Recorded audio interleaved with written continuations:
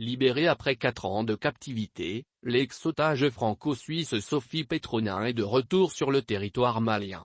Qu'est-ce qui peut motiver ce retour? Dr Ali Tounkara, directeur du Centre des études sécuritaires et stratégiques au Sahel, ce 3S, livre son analyse. Selon le chercheur, le retour de Sophie Petronin au Mali apparaît comme quelque chose de surprenant pour qui connaît le contexte et les circonstances de son enlèvement jusqu'à sa libération. Pour Dr Ali Tounkara, ce retour a surpris plus d'un Malien.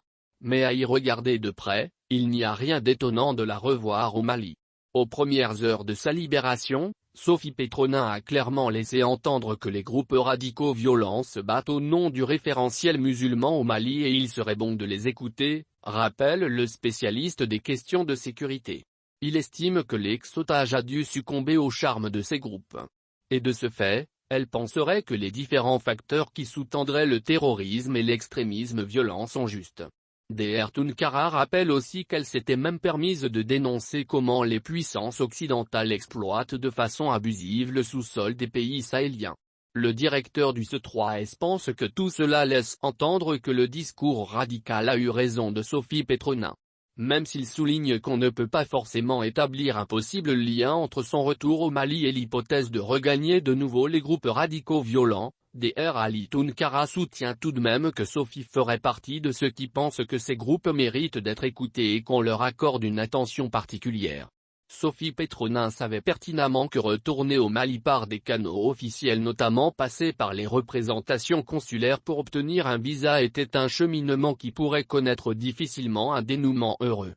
Ce qui l'a amené à rentrer sur le territoire malien frauduleusement, estime le chercheur, qui précise que sur la foi des informations dont il dispose, elle serait passée par le Sénégal pour se retrouver au Mali. Sur les motivations de son retour sur le sol malien, le spécialiste des questions sécuritaires au Sahel est formel. Il ne faut pas occulter le fait que lorsqu'on est éloigné des sociétés dites normales à la suite d'une prise d'otage, à notre retour dans ces sociétés, s'il n'y a pas une prise en charge globale surtout un suivi psychologique, on peut avoir le dégoût du vivre ensemble qu'on juge normal, analyse Dr Tounkara. Sophie serait dans cette nostalgie aujourd'hui de vivre parmi ces groupes radicaux violents, elle estime que le combat que mènent ces groupes est un combat de justice tout à fait légitime, souligne-t-il.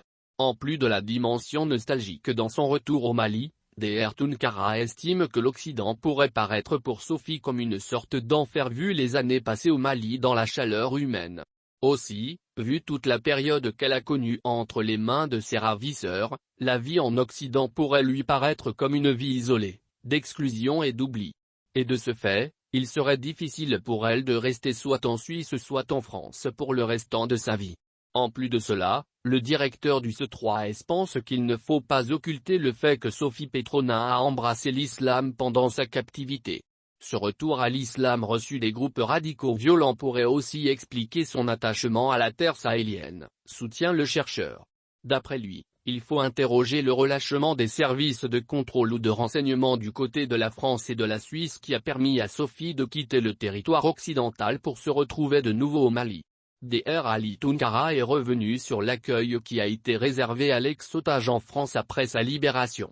Il se souvient que le président Macron a, à la limite, boudé son retour à cause de sa prise de position en faveur des groupes radicaux violents. De même pour le fait qu'elle avait clairement affiché une certaine sympathie pour ces groupes.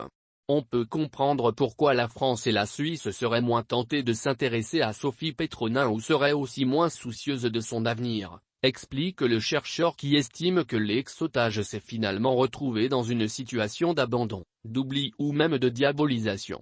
Ce qui, selon Dr Tounkara, expliquerait pourquoi elle a préféré revenir dans son ancien pays d'accueil qu'est le Mali non seulement pour revivre la chaleur humaine mais également pour pouvoir extérioriser sa foi en toute quiétude. Le porte-parole du gouvernement français a estimé hier que le retour de Sophie Petronin était une forme d'irresponsabilité. L'ex-otage a répliqué qu'elle se sentait chez elle au Mali et qu'elle n'était pas irresponsable.